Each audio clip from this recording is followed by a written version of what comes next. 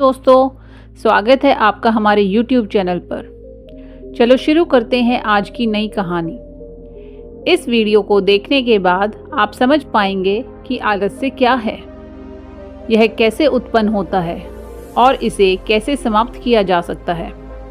एक बार एक व्यक्ति जो आलस्य से परेशान था, गौतम बुद्ध के पास आता है और कहता है, बुद्ध, मुझ में बहुत आलस्य है। इस आलस्य के कारण मैं अपने जीवन में वह सब कुछ नहीं कर पाता जो मैं करना चाहता हूँ। इस आलस्य ने मुझे बहुत परेशान किया है। इसके कारण मैं अपने जीवन में प्रगति नहीं कर पा रहा हूँ। कृपया मुझे इस आलस्य से छुटकारा पाने का कोई उपाय बताएं। यह सुनकर गौतम बुद्ध मुस्कुराते हैं और उस आलसी व्यक्ति से कहते हैं, तुम्हें कैसे पता चला कि तुम्हारे अंदर आलस्य है?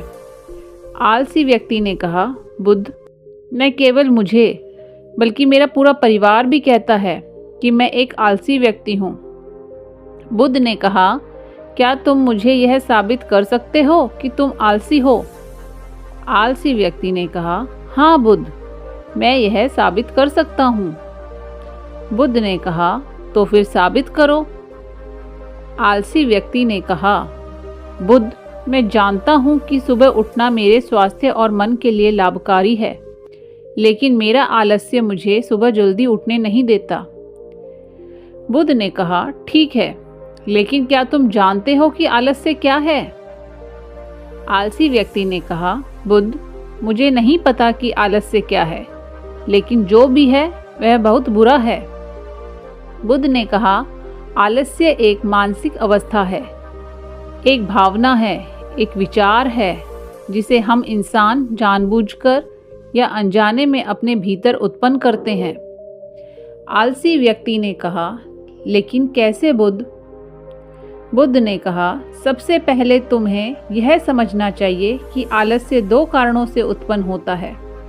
पहला कारण शारीरिक और दूसरा कारण मानसिक है। पहला कारण शारीरिक आलस्य का भोजन है। जब हम ऐसा भोजन लेते हैं जिसमें खुद कोई जीवन नहीं होता, तो यह भोजन हमारे शरीर के लिए बोझ बन जाता है और फिर यह आलस्य पैदा करता है, क्योंकि हमारा शरीर भोजन से ऊर्जा पर चलता है और फिर हमारे शरीर को वही ऊर्जा मिलती है जो हम उसे देते हैं। इसलिए यदि आप आलस्य से बचना चाहते हैं तो अपने आहार में आसानी से पचने योग्य और प्राकृतिक रूप से प्राप्त खाद्य पदार्थ शामिल करना शुरू करें। शारीरिक आलस्य का दूसरा कारण गलत तरीके से चलना, गलत तरीके से बैठना और गलत तरीके से लेटना है। आश्रम के भिक्षुओं की ओर इशारा करते हुए गौतम बुद्ध ने आलसी व्यक्ति से कहा, यदि आप ध्यान से देखें तो आप इन भिक्षुओं की चलने, बैठने और लेटने की स्थिति में एक विशेष प्रकार का संतुलन देखेंगे। जब वे चलते हैं तो उनके पैरों में एक समन्वय होता है।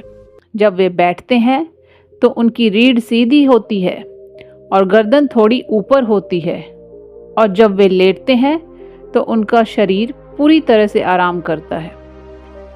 उनके शरीर के किसी भी हिस्से पर कोई तनाव नहीं होता। इस कारण वे गहरी और आरामदायक नींद लेने में सक्षम होते हैं। आलसी व्यक्ति ने पूछा, बुद्ध, क्या पर्याप्त नींद लेना भी उतना ही महत्वपूर्ण है? बुद्ध ने कहा, ना ज़्यादा ना कम, हमेशा पर्याप्त मात्रा में सोना लाभकारी होता है। यदि आज रात आपको पर्याप्त नींद नहीं मिलती तो आपका पूरा दिन थकान और सुस्ती से भरा रहेगा। इसलिए पर्याप्त नींद भी उतनी ही महत्वपूर्ण है। आलसी व्यक्ति ने कहा, हाँ बुद्ध, मैंने भी इसे महसूस किया है। बुद्ध ने कहा, शारीरिक स्तर पर आलस्य का तीसरा कारण सुबह जल्दी ना उठना है। आलसी व्यक्ति ने कहा, हाँ बुद्ध, मैं सुबह जल्दी नहीं उठ पाता। बुद्ध ने कहा, तुम सुबह जल्दी तभी उठ पाओगे जब तुम रात में जल्दी सोओगे। बुद्ध ने आश्रम के भिक्षुओं की ओर इशारा करते हुए कहा, इन भिक्षुओं को देखो, उन्होंने रात के सोने का एक निश्चित समय निर्धारित किया है और इसलिए वे हर सुबह जल्दी उठ पाते हैं। हर बौद्ध भिक्षु को अनुशासन का पालन करना होता है और यह अनुशासन उनके जीवन में संतुलन लाता है। कुछ लोग अनुशासन को बंधन मानते हैं। वे सोचते हैं कि अनुशासन उन्हें बांधता है, लेकिन सच्चाई यह है कि अनुशासन हमें बांधता नहीं बल्कि हमें मुक्त कराता है। इसलिए यदि आप शारीरिक स्तर पर आलस्य से छुटकारा पाना चाहते हैं तो खुद को अनुशासित करें, एक निश्चित दिनचर्या का पालन करें। आलसी व्यक्ति ने कहा, लेकिन बुद्ध, मुझे कहाँ से शुरू करना चाहिए? सही प्रकार का भोजन करके, सही तरीके से बैठकर, लेटकर और चलकर, या सुबह जल्दी उठकर? बुद्ध ने कहा, अभी से शुरू करो। जो भी तुम इस समय कर रहे हो उसे ध्यान से करो। पहले मानसिक स्तर पर आलस्य को समझो। मानसिक स्तर पर आलस्य का पहला कारण हमारे पुराने पूर्वाग्रह ग्रह है। जब हम खुद को किसी काम के लिए योग्य नहीं मानते तो आलस्य हम में उत्पन्न होता है। यदि हमारा मन मान लेता है कि पिछले बार की तरह इस बार भी मैं इस काम में असफल हो जाऊंगा, तो उस काम को करने में हमें आलस्य आता है। जबकि हमें खुद को यह विश्वास दिलाना चाहिए कि पिछली बार और इस बार में बहुत अंतर है।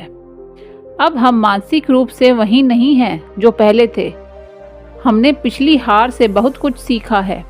इसलिए मानसिक आलस्य से बचने के लिए सबसे पहले खुद पर विश्वास करना सीखें। मानसिक आलस्य का दूसरा कारण छोटे विचार वाले और आलसी लोगों के साथ जुड़ना है। कई बार ऐसा होता है कि हम खुद आलसी नहीं होते, लेकिन कुछ आलसी और सुस्त लोगों के साथ रहते हुए हम खुद भी आलसी और सुस्त हो जाते हैं। यह सुनकर आलसी व्यक्ति ने कहा, हाँ बुद्ध, मैंने भी इसे महसूस किया है। बुद्ध ने कहा, सबसे पहले आलसी और सुस्त लोगों के साथ रहना बंद करो। बुद्ध ने कहा, मानसिक आलस्य का तीसरा कारण काम को टालने की आदत है। काम को टालना आलस्य और मानसिक दबाव का सबसे बड़ा कारण है। शुरुआत में हमें इसका एहसास नहीं होता, लेकिन धीरे धीरे यह आदत हमारे में स्थायी रूप से बन जाती है। यह एक आदत किसी भी इंसान के जीवन को बर्बाद करने के लिए काफ़ी है। इसलिए कभी भी उस काम को जो आज हो सकता है उसे कल के लिए टाले नहीं। बुद्ध ने कहा, मानसिक आलस्य का चौथा कारण लक्ष्य की अस्पष्टता है। मान लो कि तुम एक बड़े रेगिस्तान में फंस गए हो और तुम्हें बहुत प्यास लगी है, तो तुम क्या करोगे? आलसी व्यक्ति ने कहा, मैं पानी ढूंढूंगा। मैं रेगिस्तान के पास के गांव तक पहुंचने की कोशिश करूंगा। बुद्ध ने कहा, लेकिन अगर कई प्रयासों के बाद भी तुम्हें पानी नहीं मिलता तो क्या? आदमी ने कहा, मैं तब भी कोशिश करता रहूंगा क्योंकि मेरे पास कोई और विकल्प नहीं होगा। गौतम बुद्ध मुस्कुराए और कहा, आलस्य व्यक्ति को न तभी घेरता है जब उसका लक्ष्य स्पष्ट नहीं होता या उसके सामने कई विकल्प होते हैं। इसलिए लक्ष्य का होना बिल्कुल आवश्यक है। यदि तुम सुबह उठकर व्यायाम नहीं कर पा रहे हो तो इसका कारण यह है कि तुम्हारी दृष्टि स्पष्ट नहीं है। अभी तुम भविष्य में होने वाली बीमारियों और उन बीमारियों के कारण होने वाले दर्द को स्पष्ट रूप से महसूस नहीं कर पा रहे हो। बुद्ध ने आगे कहा, मानसिक स्तर पर आलस्य का पांचवा कारण किसी कार्य को करने का कोई बड़ा कारण न होना है। मान लो कि तुम एक सुनसान रास्ते से गुजर रहे हो और तुम्हारे पास कई कीमती गहने हैं।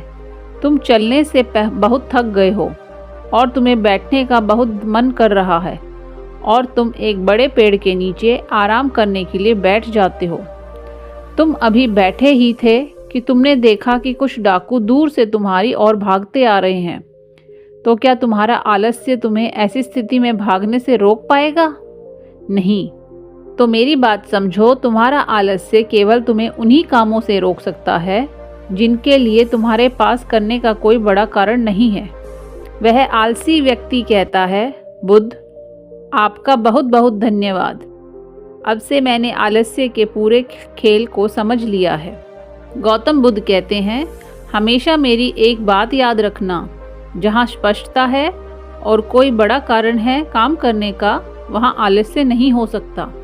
यदि आपको यह वीडियो अच्छी लगी तो हमारे चैनल को सब्सक्राइब करें और वीडियो को लाइक करें। धन्यवाद।